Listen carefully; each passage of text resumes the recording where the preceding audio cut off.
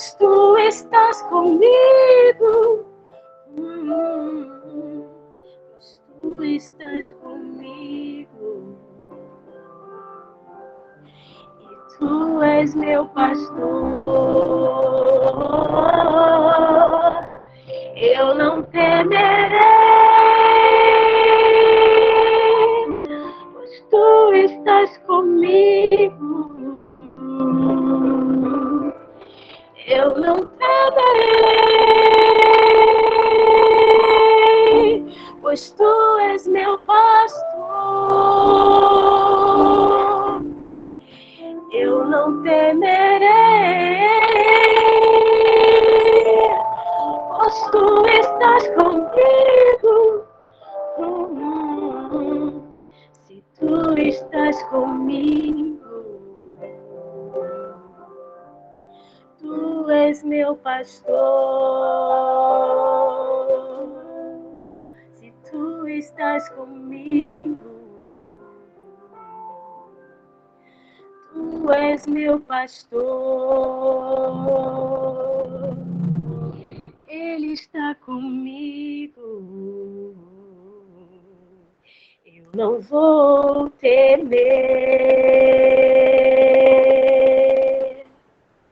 Amém. Agradeço a oportunidade.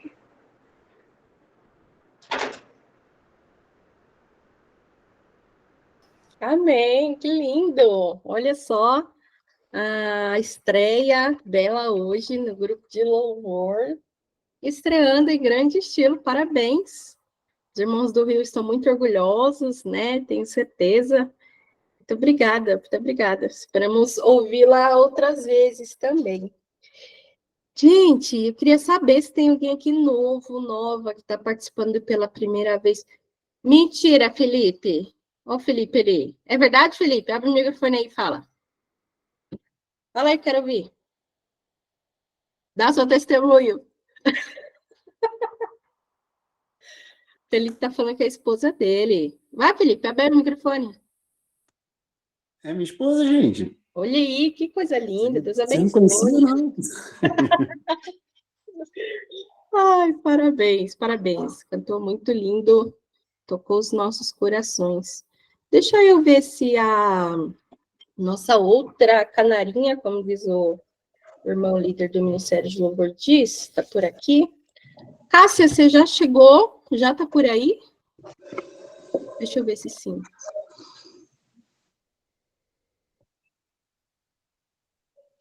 Cássia? Ainda não? Vou esperar ela chegar então para a gente soltar a canção dela. E aí, gente, novamente eu gostaria de agradecer a presença de todos e todas que estão aqui.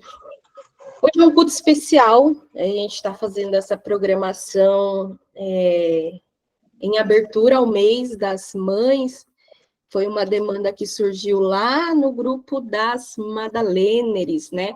Das mulheres dessa igreja, das mães dessa igreja. E aí, como tudo que a gente faz é muito coletivo e muito democrático, a gente abriu ali uma lista de assuntos a respeito dos quais a gente gostaria de ouvir, né? De falar e tudo mais. E uma coisa que eu gosto muito lá no grupo das Madaleneres, inclusive foi uma coisa que a Cássia apontou, foi que em todas as conversas, os papos, os assuntos, são as mulheres olhando para si, sabe? Olhando para suas questões, olhando para quem a gente é, aonde a gente quer chegar. Eu acho que essa visão, ela é extremamente necessária para a sociedade que a gente quer construir, né? E eu acredito de coração que a nossa igreja, ela tem esse diferencial e ela tem esse papel de pensar a sociedade, né? De pensar o nosso cotidiano, a nossa vida, a partir de nós, a partir do próximo, e eu tenho muito, muito prazer e muito orgulho de fazer parte disso. E aí, para hoje, a gente chamou duas convidadas que vão trazer as mensagens, né? que vão trazer a palavra. Tem a Carol. Carol, para quem não conhece, é cunhada do pastor Rafa. Dá um tchauzinho aí, Carol, para alguém te achar. Ali a Carol. E também quem vai falar hoje, depois da Carol, é a Jéssica Carvalho, que também, para quem não conhece, é minha irmã. Vocês vão ver a carinha dela aí, vocês vão ver que ela parece comigo. A gente está trabalhando junta numa escola, eu dou aula e ela é psicóloga na escola. E aí quando ela sai a uma, eu entro a uma. A gente está brincando de fazer Operação Cupido, porque ela sai e eles falam, ué, você estava aí agora? Ela fala, não, minha irmã. Essas coisas aí que acontecem, tá? Então, por favor, fiquem conosco. Será uma noite de grande aprendizagem. Vamos dar início nessa jornada juntos e juntas. Já manda aí o link para alguém que você sabe que vai querer estar nessa reunião, que vai ser abençoado por essa reunião. Manda aí no grupo da família. Hoje estamos em um ambiente familiar, um ambiente crente, bem lindo, bem maravilhoso, bem gostoso. Então, não perca a oportunidade, envie também esse link. Olha, eu tô igual aquelas irmãs que faz live de manhã no rádio, né? Envie esse link para aquela pessoa da sua família que será abençoada. Mas envie o link. Eu estou tentando carregar aqui a canção da Cássia, mas ela não está carregando, não sei por quê. Eu vou fazer o seguinte, para que a gente ganhe tempo nessa noite, no final, né, para quem não sabe, a gente sempre abre um espaço de fala para as pessoas compartilharem, perguntarem, exporem também, fazerem as suas colocações. Então, para que a gente não perca tempo, eu acho que eu vou passar a palavra para Carol. A Carol faz a fala dela inicial, e depois, quando normalizar aqui o sistema, a gente faz a transmissão da canção da Cássia. Pode ser, Carol? Você quer iniciar sua fala agora? Oi, pode ser sim. Estou aqui me ajeitando, porque, né, se podia dar errado aqui o computador, ele deu, né? Tá falhando pra caramba o áudio, cortando, não tô entendendo vocês, tive que entrar no celular. Mas acho que vai dar tudo certo. Deixa eu só me organizar aqui um pouquinho. Tá. Por enquanto, a gente está te ouvindo bem, tá bom seu áudio?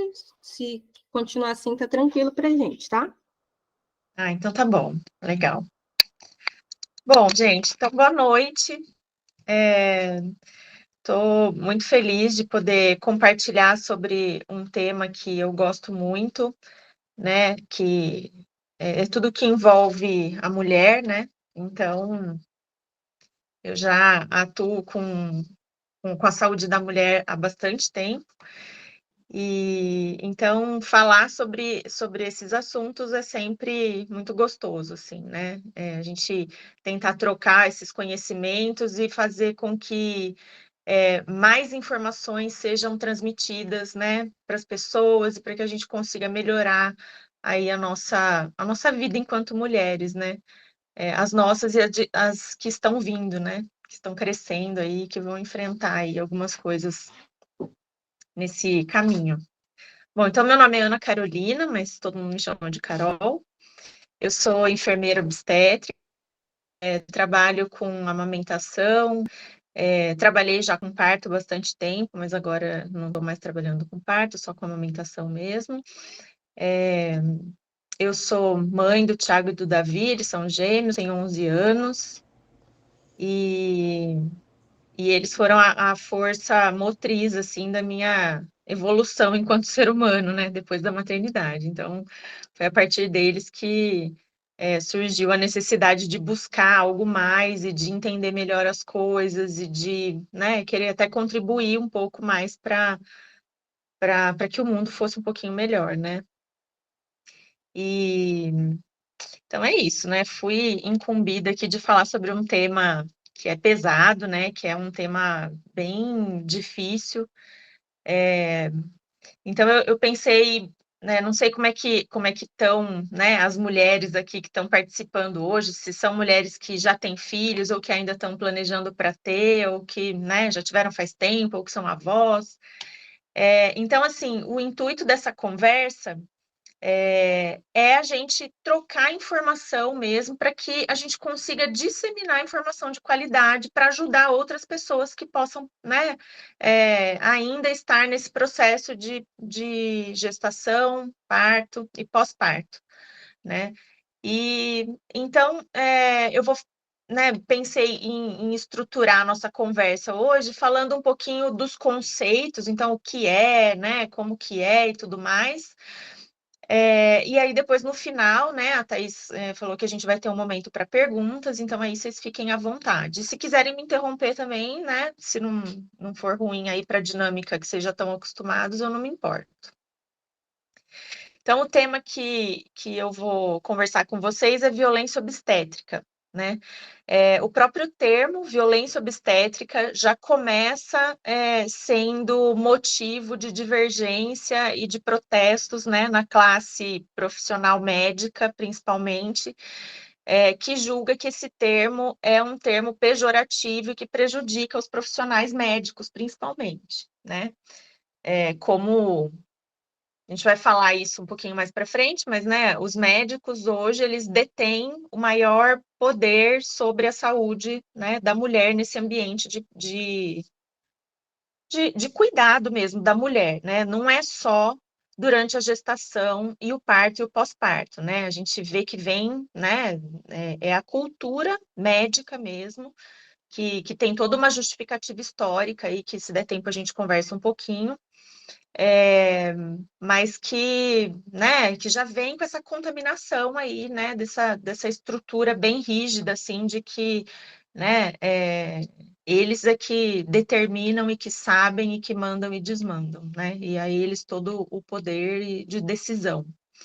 Então, falar que violência obstétrica é um problema para eles, né? Eles dizem que é um problema para eles, porque faz com que fira, né, os valores deles, né, de juramentos e aquilo que eles se propõem a fazer e tudo mais, enquanto cuidadores da saúde. Então, há outros termos que são usados, o próprio Ministério da Saúde dança um pouquinho entre as nomenclaturas, né? Então, violência obstétrica ou desrespeito apenas, né, à saúde da mulher, à atenção à saúde da mulher, ou maus tratos, né? Então, a gente pode ouvir esses 3 termos querendo dizer a mesma coisa, né? Então, o que é a violência obstétrica? Eu vou chamar de violência obstétrica porque eu vou aqui usar minha liberdade de quem está falando para vocês, né, de entender no que esse é o termo mais adequado mesmo, por conta de tudo isso que a gente vai desenvolver aqui. Então, qual que é o conceito, né? Então, é qualquer ação ou omissão que os profissionais da saúde, e aí, sempre que eu falar, eu vou falar dos profissionais da saúde, porque dentro da atenção ao atendimento, né, da mulher, não é só o médico que está nesse cenário, né? Então, tem as enfermeiras obstétricas, tem as obstetrizes, tem as parteiras tradicionais em algumas regiões, né? Então, a gente sabe que a gente tem que abordar, né, todas as realidades aí que a gente tem no nosso país. Então, né, a equipe de enfermagem em si, né, todos os profissionais envolvidos no centro de saúde com a questão do pré-natal e depois da internação hospitalar, da recepção até a internação da mulher e todo mundo que vai estar ali, né, envolvido nesse processo. Então, pediatras, fisioterapeutas, fonoaudiólogos, né, que estão mais diretamente ligados à saúde do bebê. Então, né, profissional da saúde, entendam todos essas pessoas. Então, é qualquer ação ou omissão, né, seja omissão da ação ou omissão de informação que esses profissionais façam e que gera algum impacto na mulher, no atendimento dessa mulher, né? E o termo violência obstétrica, ele é empregado tanto na gestação, no parto e no pós-parto também, né? Então, é chamado de violência obstétrica nesses 3 momentos, né? Então, é qualquer ação que gere dor, dano ou sofrimento desnecessário para a mulher, que fira a autonomia dela, os direitos e o respeito à saúde da mulher, e qualquer conduta realizada sem o consentimento dessa mulher. A violência obstétrica ela pode ser física, verbal, sexual ou técnica. E na maioria das vezes a gente vê a combinação de mais de uma delas, infelizmente. Né? Então, a verbal é usar, né, de palavras, né, de gritos, ou de palavras impacientes, ou de termos chulos, ou, né, enfim, qualquer palavra que fira ali aquele momento aquela mulher. A física, a gente tem, né, nós vamos falar depois mais para o fim, né, citar quais são os possíveis violências físicas, né, mas uma bem conhecida é a questão do corte, né, da região genital da mulher, da vagina da mulher durante o parto, que é a episiotomia ou o pique, né, então isso é uma violência física. Violência sexual, que a gente viu aí na mídia, né, muitos casos vindo à tona aí de médicos que se aproveitam de pacientes anestesiadas ou que, né, no momento de algum exame ginecológico acabam abusando da mulher, enfim. Ou uma ação técnica, né? Então, o que é a ação técnica? É qualquer procedimento que o médico ou o profissional realize desnecessariamente ou que ele deixe de realizar. Então, ele não fez o que precisava ser feito, né, e que estava ali, né, de alguma maneira protocolado, seja por protocolo de Ministério da Saúde, ou do próprio hospital, ou das evidências científicas, né, que regem aquele tema que ele está cuidando, né, então, assim, realizou desnecessariamente, ou não realizou quando deveria realizar, é violência obstétrica. E qual é a implicação da violência obstétrica para as mulheres, né? Então, de modo geral, né, primeira coisa, é uma experiência negativa de parto, né? Então, um momento que era para ser de alegria, de vinculação, né, da mulher com o acompanhante, com o bebê que está ali chegando no mundo, está tendo as primeiras impressões do mundo, ter uma experiência negativa de parto é uma coisa que implica em bastante trauma psicológico para a mulher, né? E fora as questões do bebê, né? Que às vezes o bebê acaba sofrendo também o impacto da violência obstétrica que é direcionada à mulher. Outras implicações para a mulher, né? Traumas físicos, então as marcas no corpo, cicatrizes, né? No caso, por exemplo, que a gente já falou sobre a episiotomia, né? Que é o piquezinho. Traumas psicológicos, depressão, né? A mulher nessa fase, ela apresenta uma configuração hormonal muito delicada e que torna ela muito vulnerável, né? Não só pelo processo de dor, do desconhecido, de estar ali dentro de um hospital, né? Ou dentro de uma instituição que não é a casa dela, que tem muita gente estranha, e ela tá ali sem saber o que vai acontecer, aquela dor, como é, como é que vai ser, né? O que vai acontecer, tudo isso gera muita vulnerabilidade, muita insegurança, e então isso tudo favorece o desenvolvimento de depressão pós-parto, né? Então, uma mulher que já está mais suscetível acaba tendo fatores que ainda estimulam esses processos de doença psicológica. E a diminuição na qualidade de vida dela, né? Então, certas ações que ela recebe, certos procedimentos que ela recebe durante, né, o trabalho de parto, ou pós-parto, podem influenciar na qualidade de vida dela depois. Então, ela pode ter, por exemplo, dor na relação sexual, ou não conseguir mais ter relação sexual por um tempo, ou precisar tratar de alguma maneira, né, alguma coisa que veio aí dessa tratativa durante a atenção dela para o parto.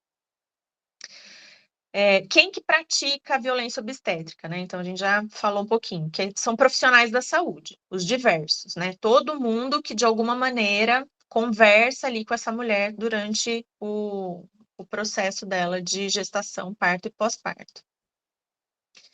E quem sofre, né? Tem alguma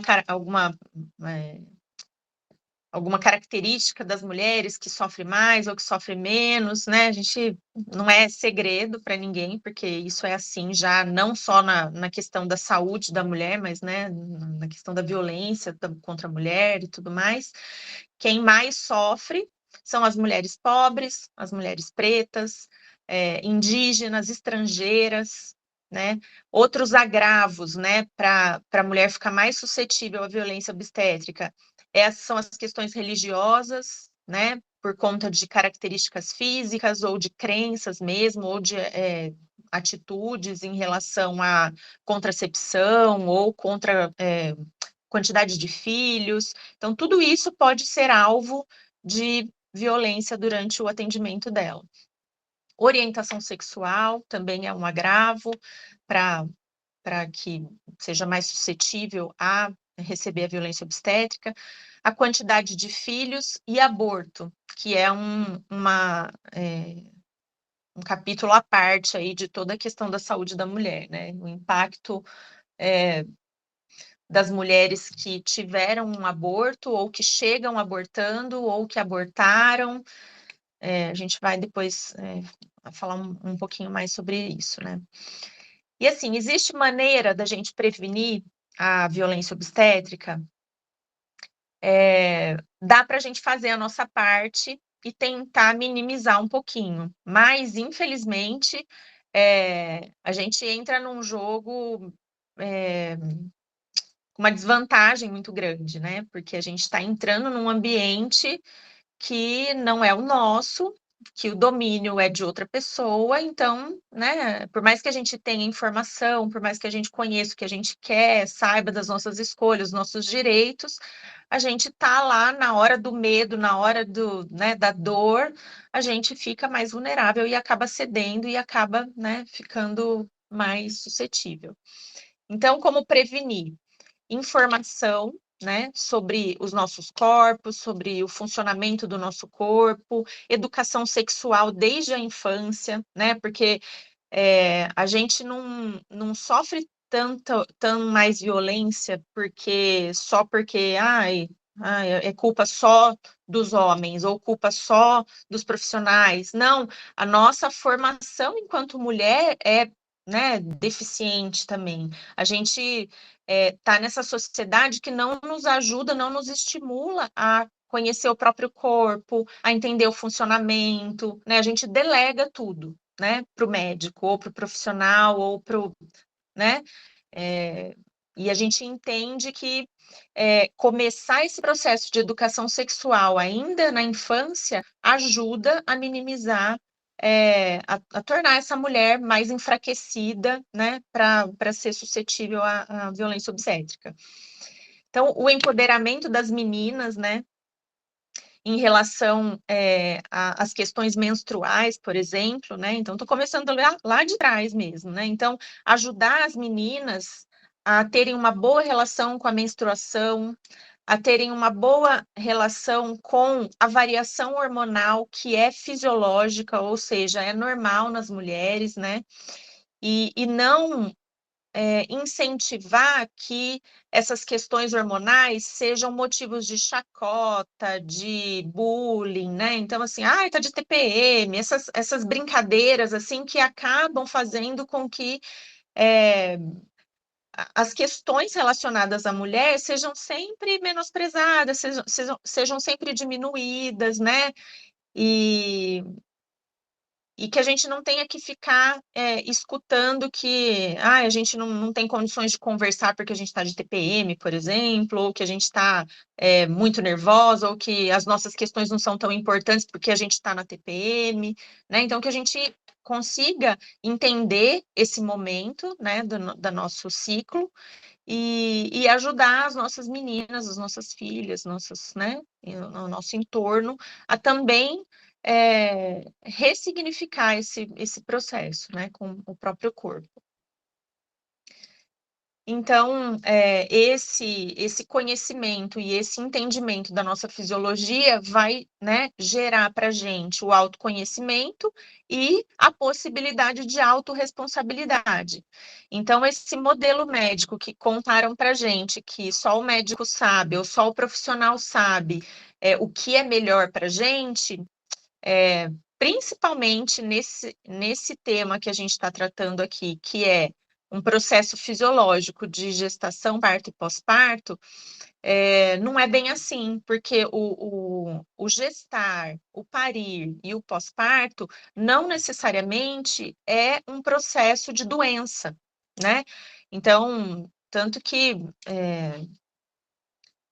os estudos, né, que entendem as necessidades de intervenção e tudo que pode, né, tornar o parto, a gestação e o pós-parto um evento patológico, ou seja, que precisa realmente de uma intervenção e de um cuidado médico mais de perto, em torno de 25%, que é o que é recomendado, né, assim, para análise da qualidade da atenção obstétrica, é o índice de cesárea de, no máximo, em torno de 25%, né? Que é bem diferente do que a gente tem hoje, né? Então, a gente está vivendo no Brasil, que é o segundo no ranking dos países que mais fazem cesáreas, né?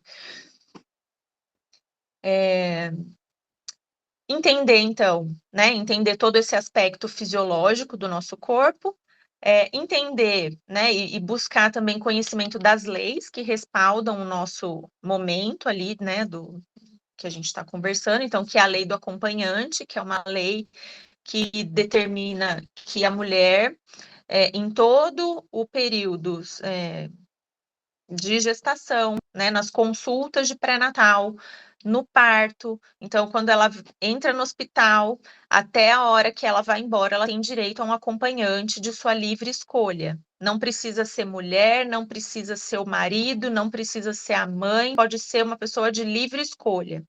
E aí, já vou contar para vocês que tem alguns hospitais que dificultam bastante essa questão, em relação a, por exemplo, ao sexo do acompanhante. Ah, não, você não pode escolher seu marido, porque aqui vai ficar num ambiente, às vezes, que tem, né, não tem divisórias, não tem muita privacidade, aí ficar com uma pessoa do sexo masculino aqui pode inibir as outras pacientes.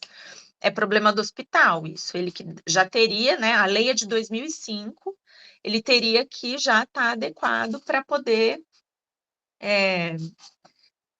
permitir que a mulher realmente exerça o direito dela de ter um acompanhante de livre escolha e de qualquer sexo que seja, né? Entender que há também uma lei que é chamada de lei de vínculo à maternidade, que é o direito que a mulher tem de saber onde ela vai parir já desde o início do pré-natal. Então, quando ela inicia o pré-natal no posto de saúde ou na atenção básica, ou seja, num consultório particular, né? Ela já tem que saber onde é o lugar que ela vai parir. E aí, com isso, ela pode conhecer esse lugar, entender como funciona. Então, ela pode fazer visita para esse lugar, né? Os hospitais, eles têm que acolher essa demanda, né? Das pessoas que querem conhecer como é que funciona. Ah, eu vou chegar aqui, eu vou ter o bebê aqui. Como é que funciona? Eu vou chegar, eu vou aonde? Como é que é o quarto? Onde o bebê vai ficar? Eu vou ficar longe do bebê? Eu não vou ficar? O que acontece? O que não acontece? Eu preciso ficar com soro? Eu não preciso? Vocês fazem a raspagem dos pelos, vocês fazem, né? Enfim, pode fazer todas as perguntas que ela tiver vontade e o hospital deve responder. Ter uma doula também ajuda a reduzir a questão da violência obstétrica, né? Não sei se todo mundo sabe o que é a doula. A doula é uma acompanhante de parto que é diferente do acompanhante que a mulher tem direito pela lei, né? É uma profissional que está lá para dar apoio psicoemocional e físico para essa mulher que está em trabalho de parto.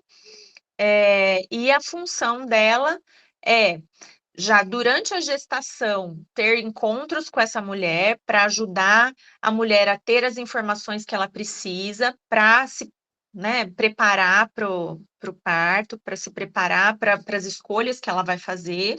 Então, essa profissional vai ajudar nesse processo de conhecimento dos temas que são polêmicos e que são, né, problemáticos aí na hora de parir.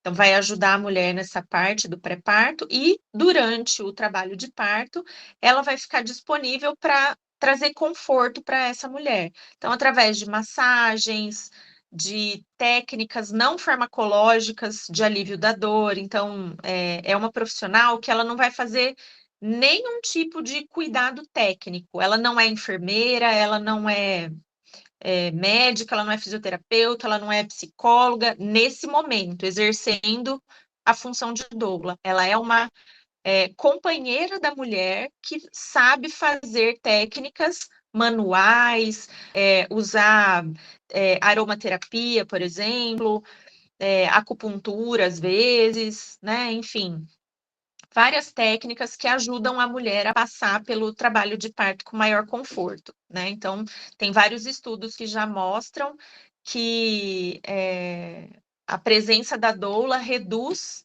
a cesárea, reduz os índices de cesárea, reduz o pedido feito pela mulher de analgesia de parto. Então, as mulheres que têm doula parem mais sem anestesia, por vontade própria, não por negação ou por omissão da oferta, né, do procedimento, e que tem uma experiência de parto mais feliz, né? E então a doula é super importante.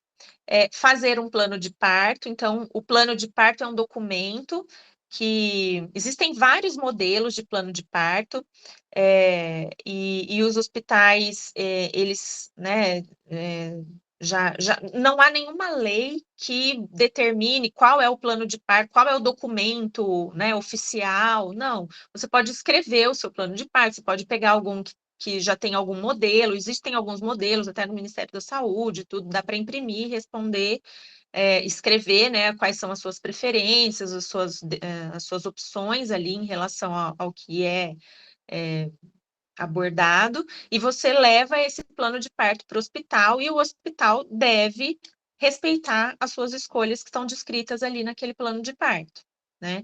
Então, o médico obstetra, ele deve ler o plano de parto, o pediatra, ele deve ler o plano de parto, né? A sua acompanhante, né, a sua doula deve, né, ter te ajudado a fazer o plano de parto, enfim, todo mundo ali que vai estar diretamente ligado no seu momento de parir, deve ler o seu plano de parto. E ali você consegue expressar algumas das suas preferências, né? Então, por exemplo, eu não quero, por exemplo, ficar sem roupa, porque às vezes as mulheres, durante o trabalho de parto, acabam, né, molhando, ou mais fácil, não quero molhar o cabelo durante o trabalho de parto. Coisa simples mesmo, mas que pode ser importante para aquela mulher naquele momento. Eu não quero ficar com o cabelo molhado, eu não quero ficar com a roupa molhada, ou eu não quero tirar uma correntinha que é muito importante para mim, que foi minha avó que me deu e que vai me acompanhar durante o meu trabalho de parto.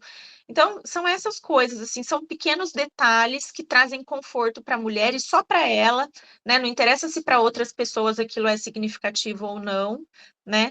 Então, isso também está lá dentro do plano de parto, e a doula é um profissional que vai ajudar a fazer com que aquilo lá seja cumprido. E também outras questões técnicas que são passíveis de decisão pela mulher, né, se tiver o pai do bebê ou a pessoa de acompanhante que tiver lá de escolha da mulher, também pode ajudar a essas questões das escolhas, né? Então, se vai fazer a vacina no bebê, se vai fazer o colírio no bebê, que são temas, assim, bem divergentes, algumas pessoas fazem, outras não fazem, e tem os seus motivos, né? Então, assim, tendo conhecimento, a gente tem o poder de decisão. Eu quero, eu pesei os prós e os contras e eu quero ou eu não quero tal procedimento. Então, algumas coisas também a gente pode escolher, né, no plano de parto. conhecer as recomendações do Ministério da Saúde, da Organização Mundial da Saúde, sobre os pilares da humanização do parto. Então, o que é um parto humanizado, né? Por que existe isso? Então, o plano de parto, desculpa, conhecer as recomendações, né, do que é o plano, o parto humanizado, também ajuda você a se fortalecer e conseguir falar aquilo que você deseja no seu momento de parto. Então, principalmente a mulher como protagonista desse processo, né, de parto, o acolhimento das demandas da mulher e o respeito, né, às demandas da mulher. O que fazer, então, em caso de violência obstétrica, né? Então, eu sofri violência obstétrica, quais são os passos que eu devo, né, tomar para resolver essa questão? Então, é denunciar, né? Primeiro, na ouvidoria do hospital mesmo, é importante que o hospital tenha conhecimento, né, do que aconteceu. A Secretaria de Saúde do município, a ouvidoria da ANS, em caso de planos de saúde, os conselhos de classe e até ações mesmo, né, judiciais e tudo mais. Essa denúncia, ela é permitida, né, para caracterizar a violência obstétrica até 3 anos após a data do evento, tá? Então, é muito importante, né, fazer as denúncias, porque dessa forma a gente traz à luz ao problema que está aí, né, ainda muito velado, né, na nossa realidade. E aí, então, assim, como que surgiu, né, a violência obstétrica? Quando, como, de onde que, né, surgiu que a mulher não podia decidir mais nada e que o médico que decidia tudo? Então, surgiu lá na transição, né, do século XIX para o século XX, quando o parto passou a ser, a medicina estava em franca evolução, e aí a obstetrícia também foi junto, sendo criada aí, né, sendo uma especialidade que foi criada bem nesse momento de que os médicos precisavam entender como é que funcionava essa questão da saúde da mulher, do parto, como que nascia, que não, né, e tudo. Só que o parto estava dentro das casas das mulheres e estavam sendo assistidos pelas parteiras. Então, como é que os médicos iam ter acesso, né? Então, houve toda uma movimentação aí, né? Uma propaganda, principalmente, né? Bem resumidamente essa parte, mas assim, foi desenvolvida e oferecida para as mulheres a anestesia de parto. Então, a partir daí, as técnicas da cesárea foram mais desenvolvidas, foi apresentada anestesia de parto, anestesia mesmo, né? Então, hoje em dia, a gente tem analgesia de parto, ou seja, a mulher fica acordada, consciente, para conseguir até andar e fazer força, tudo analgesiada. A anestesia daquela época, do início, né, quando começou esse movimento da medicalização do parto, a mulher apagava e dormia.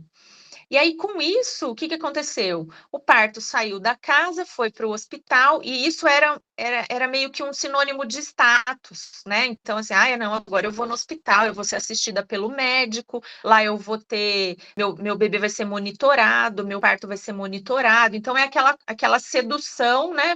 Fomos arranjar um problema para poder resolver, né? Um problema que não existia, a gente inventou um problema para poder resolver, aplicando aí, né, as monitorizações, né, todas as intervenções aí que foram surgindo aí nessa época. Então, surgiu a cesárea, surgiu a anestesia, surgiu, né, toda a amplitude de monitorização aí, né, do parto, da gestação, né, a questão do parto sem dor é o que seduzia as mulheres, né, porque né, em casa elas tinham dor, se elas fossem para o hospital, elas iam parir sem dor. Imagina que legal, né? Vou ficar em casa, isso é coisa do passado, agora eu vou no hospital. E aí o que aconteceu? Indo para o hospital, as mulheres passaram a precisar ser sedadas e anestesiadas para poder serem submetidas aos procedimentos que os médicos estavam aprendendo ali, estudando. Então, foi aí que começaram, por exemplo, a utilizarem o fórceps em todas as mulheres que iam parir o primeiro bebê, eles usavam o fórceps de alívio.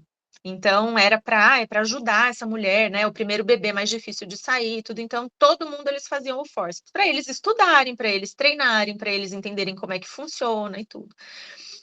E aí surgiu também a posição, né, litotômica, que é a posição da mulher deitada com as pernas para cima, na perneira, né, com a perna aberta, com a perna deitada numa altura que fique confortável para que o médico consiga visualizar e manipular, né, a vagina e o parto e manipular o bebê a hora que ele nascer. Então, por isso essa posição, né, essa posição tradicional aí que a gente sempre vê as mulheres parindo nos filmes e que é o que acontece ainda bastante na realidade, né?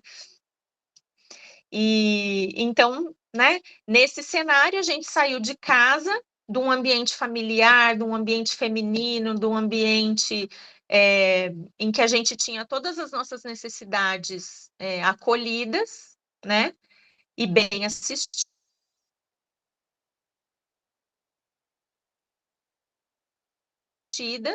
Havia também, né, claro, né, a gente tem que pensar isso, que havia também problema que tivesse de emergência lá, muitas mulheres e muitos bebês morriam em casa. Só que não foram só essas mulheres que foram para o hospital, foram todas, né, as que tinham problema e as que não tinham também. E aí, então, a gente saiu desse ambiente domiciliar, foi para o hospital e o parto passou a ser de domínio médico. As parteiras foram perdendo, né, lugar na profissão, e aí o médico que tomou conta de tudo isso. E aí veio a epísio, porque, então vamos ver se a gente fizer esse corte, o bebê sai mais rápido. Então, assim, a história da episiotomia é uma coisa, assim, de louco, que a gente, né, parar para pensar. Não existe nenhuma evidência científica e nunca existiu nenhuma evidência científica que respaldasse a realização do corte na vagina da mulher. Simplesmente alguém achou que podia ajudar, começou a fazer e as outras pessoas foram reproduzindo aquilo. Então, só recentemente, agora, no final do século XX para XXI, é que começou a se estudar. Tá, vamos ver, isso daí ajuda mesmo? Porque, na verdade, assim, o que impede ou o que segura o bebê não é pele, né? É a mecânica dos ossos da cabeça do bebê com os ossos da pelve da mãe. Isso é o que pode, né, encalacrar ali de alguma maneira. A pele não segura nada, né? E então, hoje a gente já tem, né, a recomendação de epísio zero, né, de pique zero. A gente não precisa fazer epísio, o corpo da mulher não precisa disso, né? E aí a gente tem as mais diversas justificativas para a realização ainda disso, porque muitos médicos ainda realizam. Mas é importante saber que não há necessidade, pelos estudos recentes. Outra coisa que a anestesia trouxe, né, em favor do parto hospitalar é que as mulheres ficavam mais controláveis, né? Porque não gritava, não queria mudar de posição, porque estava anestesiada, estava dormindo, então ela simplesmente, né? O bebê saía dela, ela nem via, ela ia acordar depois que o bebê já tinha saído, tomado banho e tudo mais, e aí depois ela recebia um bebê ali que, né, que ela não tinha nem visto sair dela. Vamos ver. Então, esse processo todo, né, essa transição do parto para o hospital, fez o quê com essas mulheres? Fez com que as mulheres perdessem a confiança no próprio corpo e nos processos fisiológicos, né? Então, a partir de então, a gente delegou toda a nossa fisiologia relacionada ao parto a um profissional de saúde que, né, tinha que resolver, porque senão, nossa, né, gestante não ia poder parir se não fosse, né, com a ação de alguém que estivesse ali controlando e monitorando sempre. E aí, com isso, a gente já consegue entender, né? Por que que, de repente, a gente começa a acordar sobre esse processo, né, de parto, que é uma coisa fisiológica, né, na maioria dos casos, e a gente encontra tanta resistência, né, dos profissionais. Por que que agora, né, estão querendo mexer com o que estava tudo certo, né? Então, como que a gente está vivendo hoje? A gente vive hoje uma obstetrícia que é construída baseada na medicina intervencionista, médico-centrada, né? Então, e que tem a ideia equivocada de que o corpo feminino é incompetente, é defeituoso e que precisa de intervenções e mais intervenções para conseguir parir.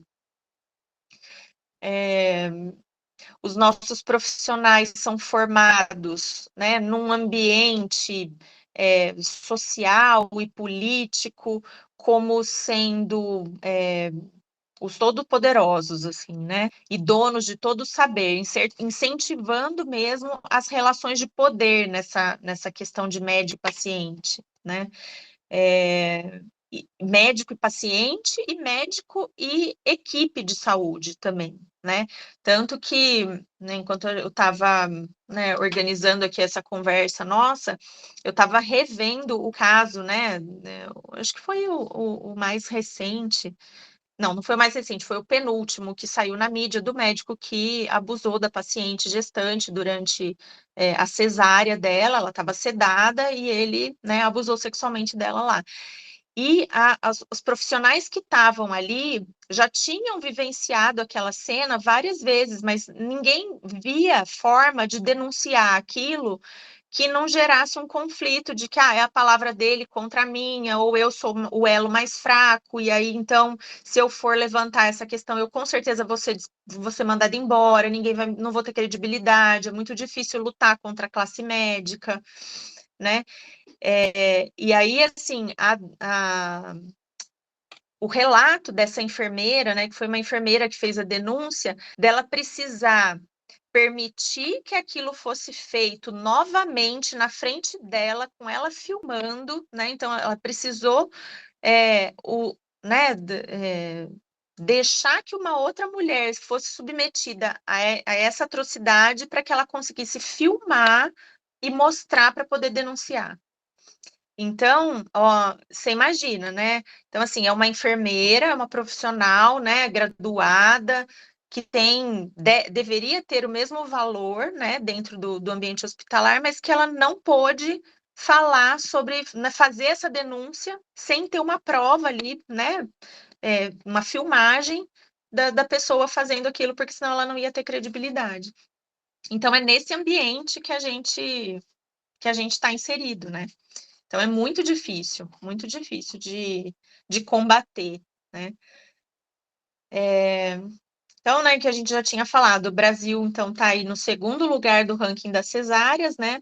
E o engraçado é que 70% das mulheres, quando iniciam o pré-natal, elas querem um parto normal, né? E aí, o médico muito simpático e muito fofo no início, não, a gente vai, né, vamos fazer e tudo. E aí, o que que acontece? Vai chegando no final da gestação, ele começa a pontuar problemas inexistentes, na maioria das vezes, né, e colocar pulgas atrás da orelha da mulher e né, enfim, da dupla ali que está, né, nesse processo de gestação, e colocando essas dúvidas, ele consegue chegar na indicação da cesárea, né? E aí, só para a gente pontuar essa coisa que é tão importante também nesse cenário, né? É a questão da violência obstétrica durante o aborto, né? Então, assim, o aborto é a causa materna, é a terceira causa de morte materna no nosso país. Então, né, o que essas mulheres sofrem né, quando elas chegam no hospital, ali, né, naquele processo de terem tentado um aborto clandestino, porque, né, o aborto não é legalizado, ou então, mesmo nos casos que são permitidos por lei, o processo não é fácil, mesmo assim, né, haja vista, né, os casos também da mídia que a gente já ouviu aí recentemente, nem quando a gente tem o direito, a gente não consegue fazer as coisas de forma tranquila. Imagina nos outros casos, né? Não estou aqui nem para defender, nem para levantar essa bandeira, né, do que é certo, do que não é, mas o fato é que muitas mulheres morrem por conta do aborto. E quando elas chegam no hospital, às vezes com sangramento, ou quando o aborto não foi, né, bem sucedido em casa, ou a medicação que ela tomou não deu certo, ou ela está, enfim, com dor, ela é muito hostilizada no ambiente hospitalar, né? E ela é julgada, e ela é humilhada. Então, também é, né, um foco aí da violência obstétrica, né? E fora aquelas mulheres em processo de aborto natural, né? Então, ela está tendo ali uma gestação que, né, foi desejada, ou enfim, foi aceita, e ela sofre um aborto, e ela não tem o acolhimento necessário para viver esse processo, que é um processo doloroso, mas muitas vezes é um processo de parir também, né? Ali né, o feto, ou os restos ali daquela gestação. E ela fica muitas vezes sozinha, ela fica muitas vezes do lado de mulheres que estão com os seus bebês no colo, então ela fica ouvindo o bebê chorar, ela não tem privacidade, ela não tem direito ao acompanhante, né? Então, nesses casos também vale, né, a lei do acompanhante, a lei da doula, até para os processos de abortamento. Então, gente, é isso, a informação, né, é muito importante, né? Para quem vai entrar nessa, nessa fase, né, de gestação, para quem já teve, mas que tem as filhas, as netas, é importante saber para poder ajudar a iluminar esse caminho por onde elas vão passar, né? E para as nossas crianças mesmo, né? Ajudar na disseminação de informação para que essas crianças já cresçam mais fortalecidas, né? As meninas já cresçam mais fortalecidas, para que os meninos já cresçam mais respeitadores, né? De tudo isso, desse processo, e não usando isso como motivo de tirar sarro ou de menosprezo das mulheres, né? Então, acho que desde de bem novo a gente já consegue ir, né, fortalecendo a nossa sociedade para melhorar essa questão, né? Então, acho que era isso, gente. Aí, se vocês tiverem alguma pergunta, não sei se vai ser agora ou se vai ser depois da próxima fala, mas eu estou à disposição de vocês. Muito obrigada, Ana, muito obrigada. Nossa, um monte de coisa. Tenho certeza que tem muita gente querendo comentar, perguntar, falar. Guardem a pergunta, segurem aí. A gente vai ouvir a segunda fala e aí depois a gente retorna para o momento de fala, de pergunta. Ana, muito obrigada. Fala maravilhosa. Agradeço. Dé, pode falar.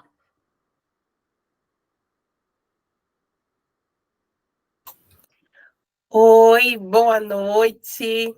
É uma alegria estar aqui com vocês.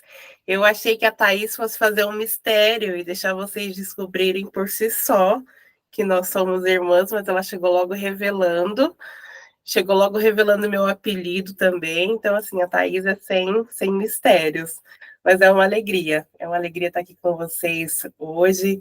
Quando ela me fez a proposta, e com a temática que ela me trouxe, foi muito significativa para mim falar sobre rede de apoio, porque a Thaís faz parte da minha rede de apoio, e é muito, muito significativo para mim, enquanto mãe atípica, a importância desse assunto, que são as redes de apoio.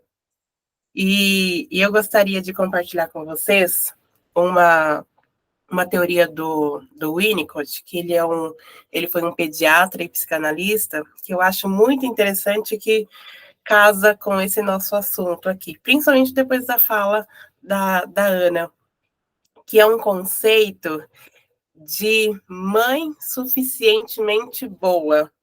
Eu acho sensacional essa ideia do Winnicott, porque ele diz na teoria dele que todo ser humano tem uma tendência ao amadurecimento. Só que para que você chegue a esse lugar de amadurecimento, é necessário que tenha alguém ali que faça contigo um trabalho de holding, que é um trabalho de cuidado, que é um trabalho de manutenção da sua vida.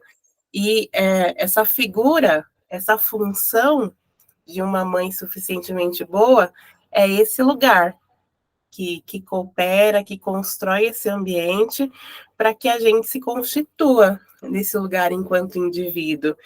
E eu pensei justamente nessa teoria do Winnicott para compartilhar com vocês essa noite, pela escolha do conceito de uma mãe suficientemente boa, porque às vezes existe uma sensação, uma ideia de perfeição, uma ideia de um ideal, e a gente vai às vezes buscando atingir aquele lugar assim um tanto elevado, quando na verdade a gente precisaria de muito menos do que parece. E além de tudo, uma das principais funções dessa mãe suficientemente boa é justamente frustrar o bebê, porque a mãe é quem faz essa mediação entre o bebê e o mundo. É a mãe quem fala, olha, isso aqui é braço, isso aqui é perna, olha, isso aqui é leite, isso aqui é alimento. É a mãe quem faz essa mediação. E quando eu digo mãe, eu não digo só apenas a mãe biológica, é essa função, quem faz essa função materna. Então, assim como é a mãe quem apresenta o mundo para esse bebê, é a mãe também quem apresenta a frustração. Porque um dia esse bebê vai descobrir que a mãe dele não é perfeita, que a mãe dele não está ali para suprir todas as necessidades. E é nesse dia que a gente entende que a gente não vai ter todas as nossas necessidades atendidas. É nesse dia que a gente começa ali a integrar-se para fazer parte do mundo. E então a gente sai de um lugar de total dependência de alguém para a manutenção da nossa vida, e a gente vai aí caminhando aos poucos para um lugar de independência. Só que aí o Winnicott ainda faz um adendo. Esse lugar de independência é um lugar de independência relativa, porque por mais que nós sejamos adultos funcionais, que a gente tenha condições de prover o nosso sustento, de prover as coisas que são necessárias para a nossa vida, ainda assim a gente não dá conta de viver sozinho. Você precisa minimamente usar os serviços que é uma outra pessoa que está lá provendo. Você precisa minimamente de um contato, de estar ali, de estar com outra pessoa. Por mais que você diga, não, Jé, mas eu moro sozinho, eu me viro sozinho, ainda assim, você mora em alguém, tem alguém lá que é responsável pela energia elétrica chegar na sua casa, alguém que é responsável pela água encanada chegar na sua casa, você vai ao mercado e tem alguém lá no mercado que te atende, teve uma outra pessoa que plantou algo que você foi lá no mercado e comprou. Então é muito interessante quando a gente percebe que por mais que a gente esteja nesse lugar de adulto funcional, ainda assim a gente depende muito uns dos outros. E é importante quando a gente reconhece que, além de ser extremamente importante que a gente construa a nossa própria rede de apoio, é a gente perceber os lugares em que isso, de alguma forma, melhora a nossa vida. Então, por exemplo, eu atuo tanto como psicóloga clínica como psicóloga escolar. E uma das coisas assim mais importantes, toda vez que a gente chega com um aluno, um paciente, que ele está vivendo uma fase muito difícil, uma fase de crise, uma das nossas primeiras ações é consultar justamente, verificar quais são o suporte que essa pessoa tem. Quem é que está ali naquela rede de apoio? Se ela é uma pessoa mais isolada, as chances de que ela consiga, de alguma forma, se reerguer, enxergar uma outra visão, uma outra perspectiva, são mais limitadas. Então, uma das primeiras coisas que a gente busca entender, e a gente sabe que dificulta, é quando aquela pessoa não tem essa rede de apoio, não tem com quem contar, não tem uma referência de lugar. E eu acho que isso é muito importante, porque a gente está aqui no ambiente de igreja. Então, é muito importante quando a gente sabe que a gente tem pessoas para contar, porque isso tira de nós aquele peso de que a gente precisa dar conta de tudo sozinho. A gente precisa, de alguma forma, resolver as nossas questões, que a maternidade é uma coisa individual, que cria-se uma criança sozinha. Tem até aquela frase bem famosa, né, africana, de que para criar-se uma criança é necessário toda uma aldeia. E é muito importante quando a gente percebe, porque... e isso é uma coisa, eu usei o exemplo da Thaís ser a minha rede de apoio, porque é exatamente isso. O João, meu filho, tem 3 anos. E às vezes, você precisa fazer uma ida rápida ao mercado. E com ele, não vai ser rápido. De alguma forma, vai ser um passeio diferente. E aí, às vezes, pedido simples, de Thaís, você fica com ele para eu ir ao mercado? Eu tenho que, às vezes, pensar umas 30 vezes, mas será que eu vou incomodar a Thaís? Será que, de alguma forma, eu vou estar atrapalhando? Às vezes eu chego, Thaís, está ocupada? Está fazendo alguma coisa? Então, a gente chega simpatia, porque a gente ainda tem a sensação de que não, é minha obrigação zelar pelo bem-estar dessa criança, minha responsabilidade, eu tenho que dar conta disso sozinha. Então, é muito importante quando a gente percebe finalmente o quanto a vida fica mais leve quando a gente começa aqui a dividir os nossos fardos, quando a gente começa a compartilhar com as outras pessoas. E às vezes a gente não precisa nem de grandes coisas. Às vezes a gente precisa só de alguém que escute. Eu tenho uma amiga que às vezes eu digo para ela, falei, ô fulaninha, vem aqui, vamos conversar. Aí a gente tem um esquema, a gente fala, você quer ajuda? Você quer um conselho ou você só quer que escute? Fala, não, isso aqui é só para escutar. Ou então, coisa do conselho, faz, não, isso aqui eu quero um conselho.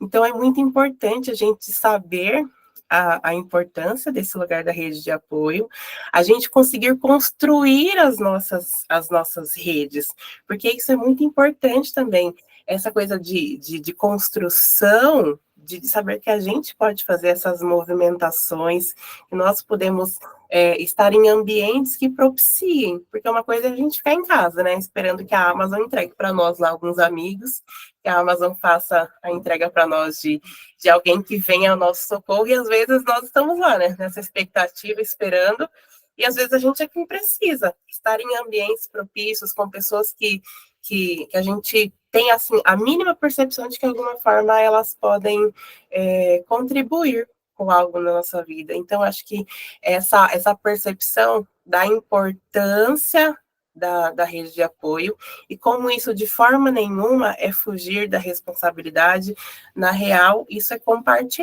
o compartilhar de vida, e o compartilhar de vida é sensacional, é libertador, torna as coisas mais leves.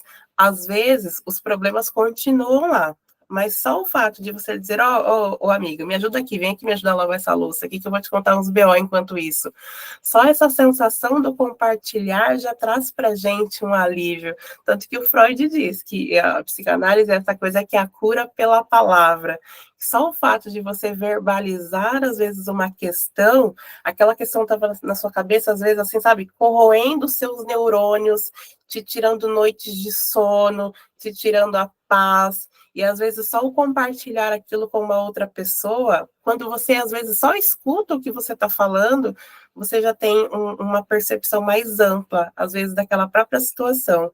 Então, isso cabe tanto para a maternidade, quanto para todas as outras áreas possíveis da nossa vida. A importância de que nós construamos relações significativas. Isso não está muito na moda, né?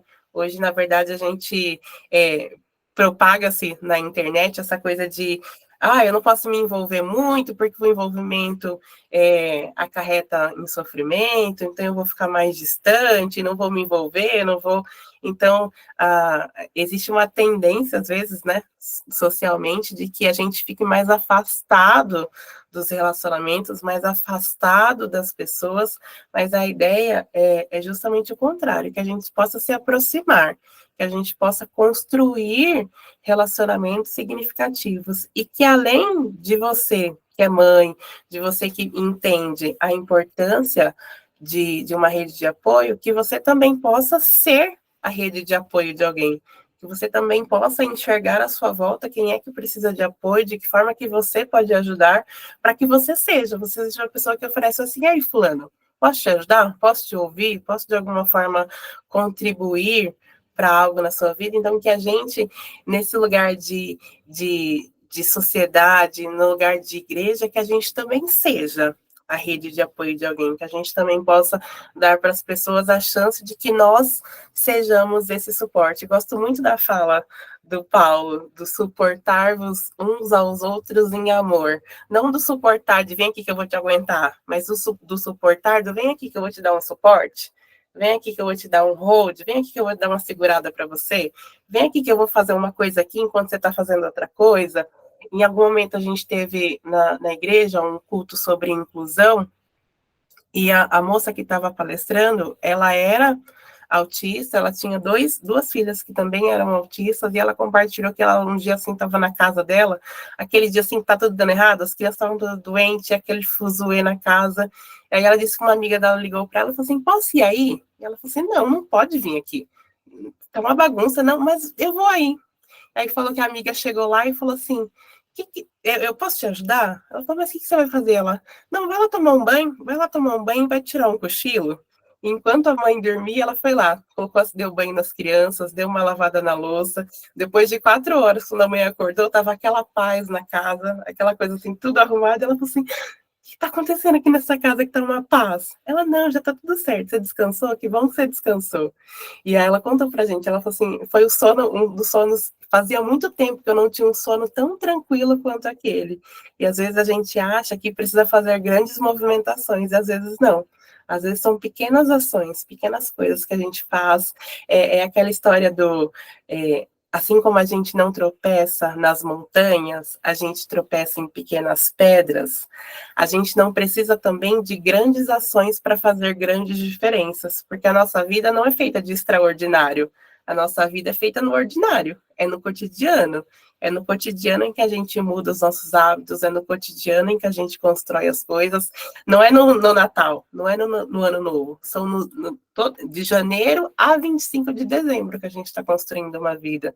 Então, não dá para esperar as datas importantes, também não dá para esperar grandes coisas, porque é nas pequenas coisas, e são esses pequenos pontos que a gente constrói essas redes tão significativas, que a gente constrói essa cola, assim, que cola de verdade no outro. Não é grande coisa, não é mandar um textão no aniversário, é aquela coisa assim, aquele presente que você vai durante o ano, é aquela coisa durante o dia.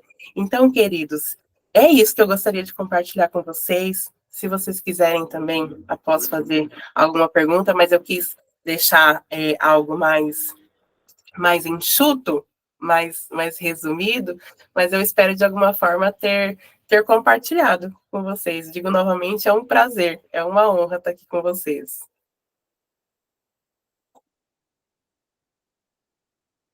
Obrigado. Agora chegou a hora esperada, mais esperada de dúvidas, perguntas.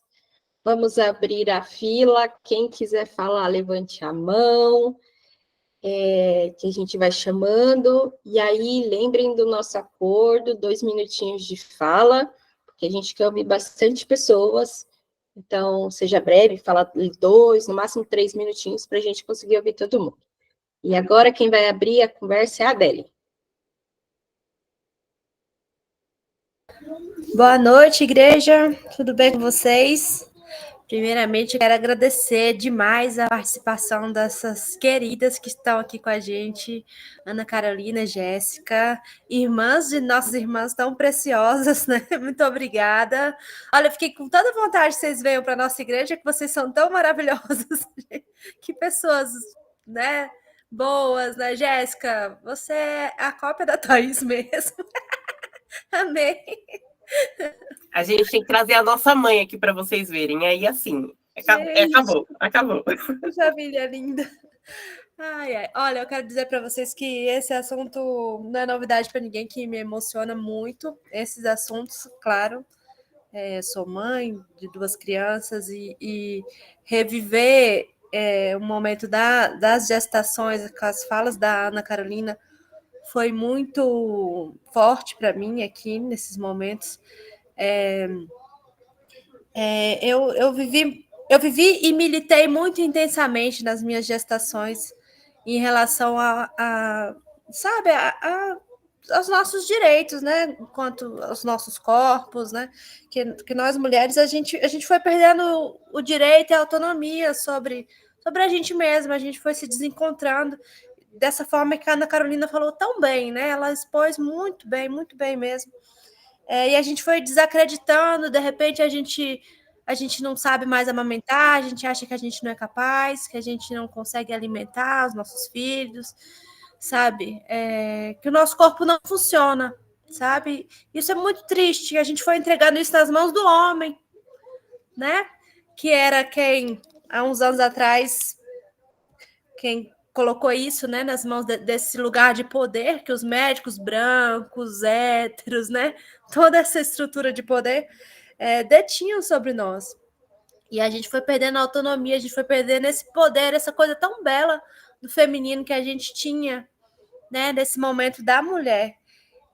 E assim, é uma informação tão poderosa, porque eu vi que a Lohane, ela ficou impressionada, ela fez um emojizinho, ela não sabia que a episiotomia era uma coisa que não era necessária. Gente, isso é uma informação que a gente tem que espalhar com placas por aí, sabe?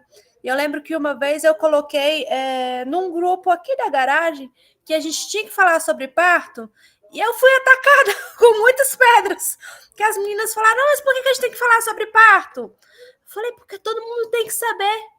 Porque, assim, era como se as pessoas acharam que eu estava pressionando para que as mulheres tivessem que ter filhos, entendeu? Imagina, longe de mim, não é isso.